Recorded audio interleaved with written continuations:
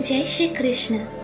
आज सुनिए श्रीमद् गर्ग संहिता में वृंदावन खंड के अंतर्गत 22वां अध्याय गोपांगनाओं द्वारा श्री कृष्ण का स्तवन, भगवान का उनके बीच में प्रकट होना, उनके पूछने पर हंस मुनि के उद्धार की कथा सुनाना तथा गोपियों को क्षीर सागर श्वेत द्वीप के नारायण स्वरूप का दर्शन कराना। श्री नारद जी कहते हैं, राजन, तदंतर श्री कृष्ण के शुभागमन के लिए समस्त ब्रजंगनाएं मिलकर सुरम्य ताल स्वर के साथ उन श्री हरि के रमणीय गुणों का गान करने लगी।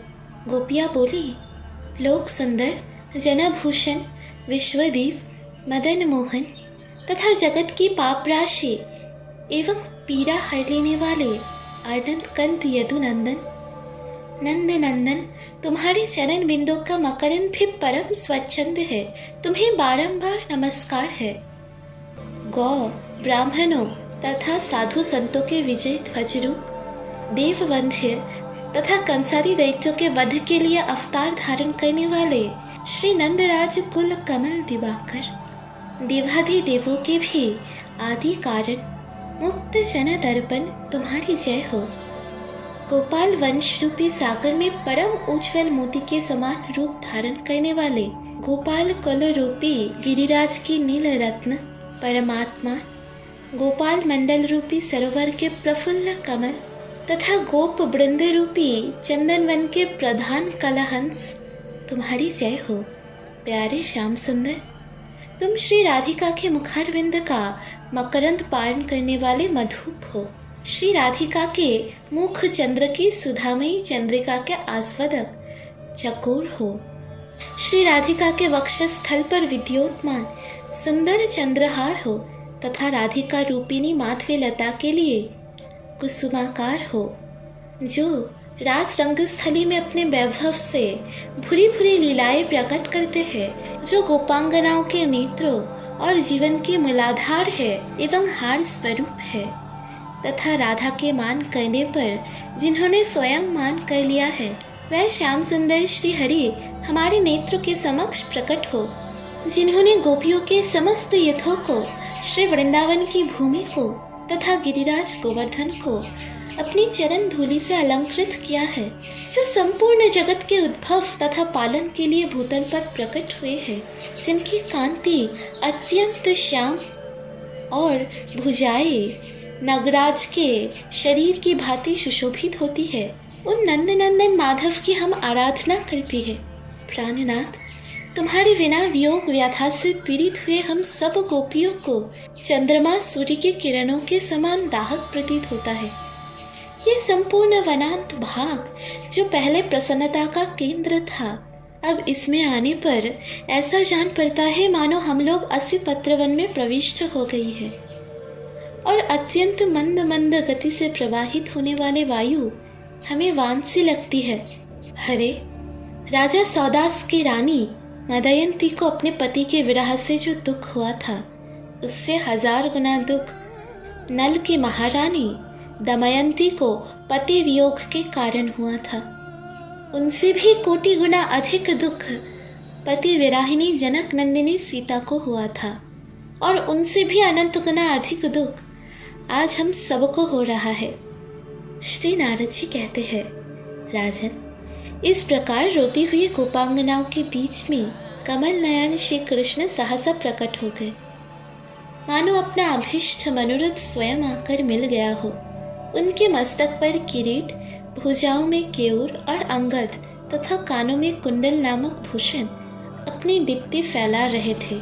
स्निग्ध, निर्मल, सुगंधपूर्ण नीले घुंघराले केश कलाप मन को मोह लेते थे। उन्हें आया हुआ देख समस्त ब्रजंगनाएं एक साथ उठकर खड़ी हो गई, जैसे शब्दादि सूक्ष्म भूतों के समूह को देखकर ज्ञानेंद्रिया सहसा सचेष्ट हो जाती है। राजन, गोप सुंदरियों के मध्य भाग में राधा के साथ श्याम सुंदर श्री कृष्ण बांसुरी बजाते हुए इस प्रकार नृत्य करने लगे, मानो रति के साथ मूर्तिमान काम नाच रहा हो। जितनी संख्या में समस्त गोपियां थी, उतने ही रूप धारण करके श्री हरि उनके साथ ब्रज में रास विहार करने लगे। ठीक उसी तरह जैसे जागृत आदि अवस्थाओं के साथ मन क्रीड़ा कर रहा हो।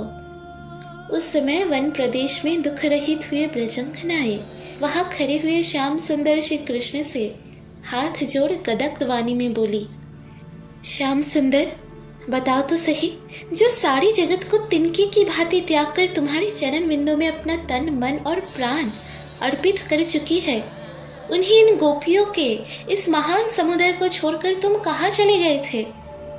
श्री भगवान बोले, गोपांगनाओं, पुष्कर द्वीप के दधि मंडोद समुद्र के भीतर हंस नामक महामुनि तपस्या कर रहे थे। वह मेरे ध्यान में रत रहकर बिना किसी हेतु या कामना के भजन करते थे। उन तपस्वी महामुनि को तपस्या करते हुए 2 मनवंतर का समय इसी तरह बीत गया। उन्हें आज ही आधे योजन लंबा शरीर धारण करने वाला एक मत्स्य निगल गया था। फिर उसे भी मत्स्य रूपधारी महान असुर पौंड्र निकल गया।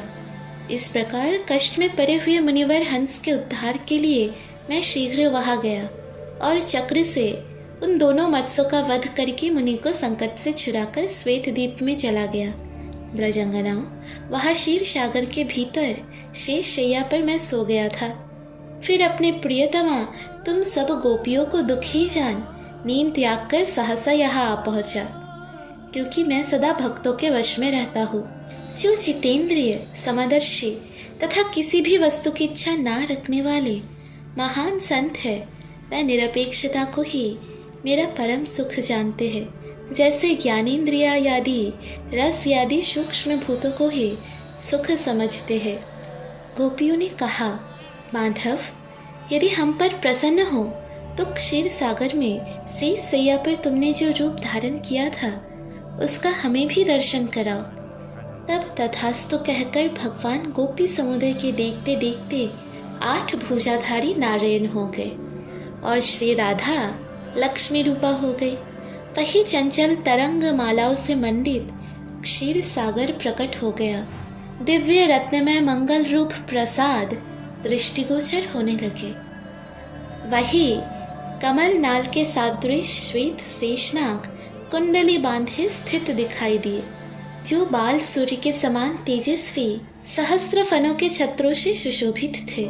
उस शेष शैया पर माधव सुख से सो गए तथा लक्ष्मी रूप धारिणी श्री राधा उनके चरण दबाने की सेवा करने लग गई। करोड़ों सूर्य के समान तेजस्वी उस सुंदर रूप को देखकर गोपियों ने प्रणाम किया और वह सभी परम आश्चर्य में निमग्न हो गई। मैथिल, जहाँ श्री कृष्ण ने गोपियों को इस रूप में दर्शन दिया था, वह परम पुण्यमय पापनाशक क्षेत्र बन गया। तदंतर माधव गोपांगनाओं के साथ यमुना तट पर आकर कालिंदी के वेगपूर्ण प्रवाह में संतरण कला केली करने लगे। श्री राधा के हाथ से उनका तक्षदल कमल और चादर लेकर माधव पानी में दौड़ते तथा हंसते हुए दूर निकल गए। तब श्री राधा भी उनके चमकीले पीतांबर, वंशी और बीत लेकर हंसती हुई यमुना जल में चली गई और महात्मा श्री कृष्ण उन्हें मांगते हुए बोले, राधे, मेरी बांसुरी दे दो। श्री राधा कहने लगी, माधव, मेरा कमल और वस्त्र लौटा दो। श्री कृष्ण ने श्री राधा को कमल और वस्त्र दे दिए। तब श्री राधा ने भी महात्मा श्री कृष्ण को वंशी, पीतांबर और बीत लौटा दिए। तदंतर श्री कृष्ण अजानुलंबिनी वैजंती माला धारण किए मधुर गीत गाते हुए भांडीर वन में गए। वहाँ चतुर चूड़ामणि श्याम सुंदर ने प्रिया का श्रृंगार किया, भाल तथा कपोलों पर पत्र रचना की, पैरों में महावर लगाया, फूलों की माला धारण कराई, वेणी को भी फूलों से सजाया, ललाट में कुमकुम की बिंदी तथा नेत्रों में काजल लगाया। इसी प्रकार कीर्ति नंदिनी श्री राधा ने भी उस श्रृंगार स्थल में चंदन, अगरू, कस्तूरी और केसर आदि से श्री हरि के मुख पर मनोहर पत्र रचना की। इस प्रकार श्री गर्ग संहिता में वृंदावन खंड के अंतर्गत रास क्रीड़ा नामक 22वां अध्याय पूरा हुआ। अगले अध्याय में आप लोग सुनेंगे कंस और शंखचूड़ में युद्ध तथा मैत्री का वृत्तांत। श्री कृष्ण द्वारा शंखचूड़ का वध। सुनते रहिए गर्ग संहिता। राधे राधे।